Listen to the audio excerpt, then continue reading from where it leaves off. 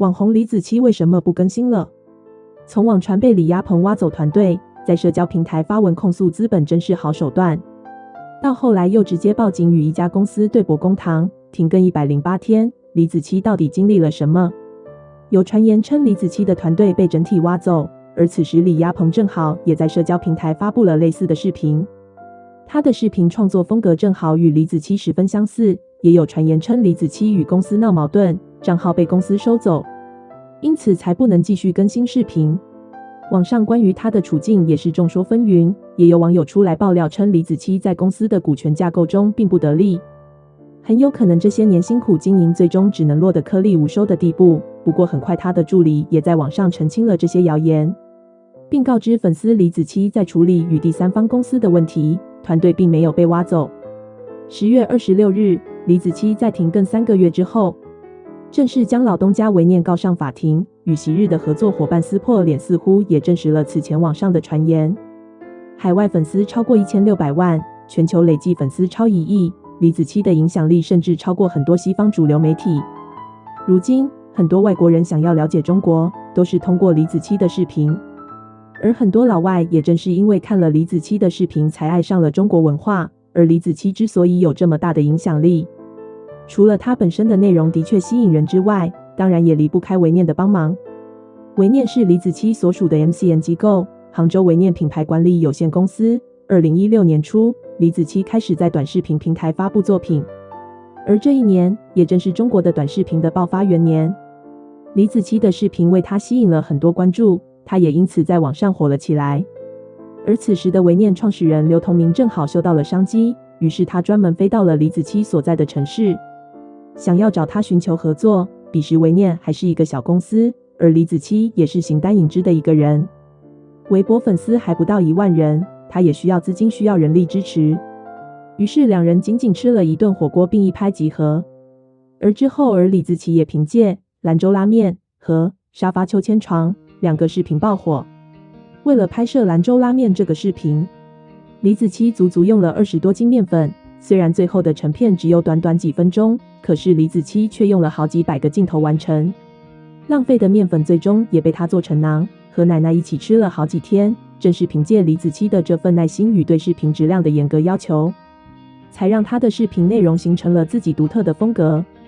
而他与微念也早已做好分工，他负责产出视频内容，而微念刘同明则负责推广与运营。于是便有了后来合作双赢的局面。但是资本始终是资本，最开始微念找上李子柒就不是为了卖情怀，而是要赚钱的。2018年，李子柒在粉丝量稳定之后开了自己的网店。之前他还与刘同明一起成立了四川子柒文化传播有限公司，刘同明持股51%，李子柒则持股49%。但是2017年，微念用李子柒的名义注册了李子柒品牌。李子柒品牌下的很多产品都是由微念控股。随着李子柒越来越火，李子柒品牌为微念赚的钱也越来越多，但是这些钱只属于微念，与李子柒没有任何关系，与李子柒占股的公司也没有关系。而在这期间，微念也借着李子柒的东风完成了7轮融资，到今年的8月份为止，微念的市值已经超过了100亿人民币。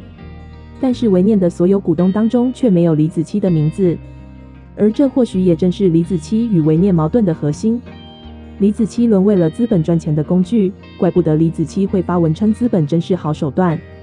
站不上资本的拍桌，最终也终于走到了对簿公堂的地步。但假如真的要与微念分道扬镳，李子柒还能东山再一起吗？其实，从网红天花板到如今成为资本弃子，李子柒这一路走来并不容易。儿时父母离异，6岁时父亲去世，从小便在乡下跟着爷爷奶奶一起生活。从小李子柒跟着爷爷一起耳濡目染。爷爷经常会做一些竹器，他还是远近闻名的大厨，村里有红白喜事都会请爷爷过去帮忙。因此，在爷爷身边，李子柒也学会了动手操作。但是不幸的是，11岁时李子柒的爷爷去世了，从此他便只能与奶奶相依为命。家里没条件供他上学，奶奶找来了妇联的阿姨帮忙。第一次到妇联的阿姨家里时，李子柒十分好奇地问：“桌子上的鸡蛋可以吃吗？”引得阿姨一阵心酸，因为在她家里，鸡蛋是要拿来卖的。后来14岁时，为了养活奶奶，他一个人跑到城市里打工，当过服务员，还在酒吧当过 DJ。最落魄时，他啃了2个月的馒头，还睡过公园的椅子。但尽管环境如此，李子柒还是没有放弃过学习，视频剪辑的技能就是那时候学会的。而尽管自己条件困难，李子柒也没有忘记帮助别人。当服务员时，尽管每个月只有300元工资，但是还资助过一个贫困生。后来奶奶生病了，李子柒不得不从城里回到乡下照顾奶奶。可是2个人生活总得需要钱，于是李子柒便开了自己的网店。为了宣传，他为自己的网店拍摄了一些视频，没想到收到的评价还不错。于是受到鼓励的他这才开始尝试古风视频的拍摄。而幸运的他正好赶上短视频行业的爆发，他的视频不仅受到了很多人的关注，他还被刘同明注意到了。后来李子柒便开始了与维念的合作。此后在维念的推广和运营之下，他的人气暴涨，李子柒的田园风视频也受到了更多人的关注。在他的视频中，我们看到了精妙绝伦的古法篆刻、印花染布、惊艳的蜀绣以及颇具东方特色的美食。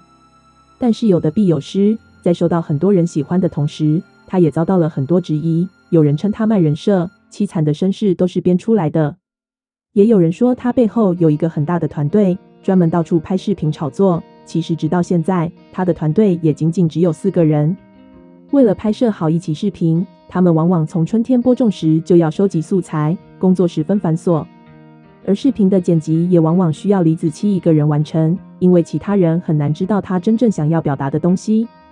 于是在重压力之下，2017年李子柒的视频第一次停更，他一一解释了外界的质疑。彼时他还对帮助他的刘同明表示感谢，只是没想到仅仅几年之后，他就与曾经的恩人闹上了法庭。尽管李子柒始终上不了资本的牌桌，但你别忘了李子柒背后站的是谁。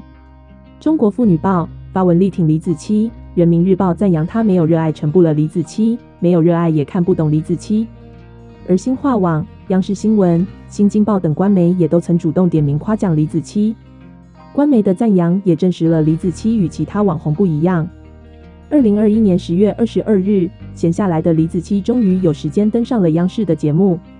其实此前央视就不止一次点名过李子柒，白岩松、海霞都曾在视频中点评过他，言语中满是对李子柒传播传统文化的赞扬。而这一次，央视更是专门拿出了一期节目采访李子柒，而通过央视的节目，我们才发现，李子柒早已不再只是一个网红，他还是中国农民丰收节的推广大使，也是四川农耕文明的推广大使，还早就加入了中国青联。李子柒的目标也早已不再是打造 IP 那么简单，他已经将目光放到了乡村振兴、传承非遗与传统文化以及青少年的引导上。他的眼界与正能量是其他任何网红都无法企及的。能有一个正确的价值观，李子柒自然能受到央视和官媒的力捧。而除此之外，李子柒这些年早已累积了万千粉丝，即使是失去了一个账号，相信粉丝们认准的也是他本人带来的力量。也许李子柒总也摆脱不了资本的宠而赶上流量时代的这种质疑，但是他无论是视频的品质还是做人的追求，都已经达到了一个作为偶像人物的标准。希望通过这次的风波，能让李子柒摆脱资本的控制，继续能为大家创作出有情怀、有品质的作品。也许他还有很长的路要走，但相信胜利的曙光已经就在眼前了。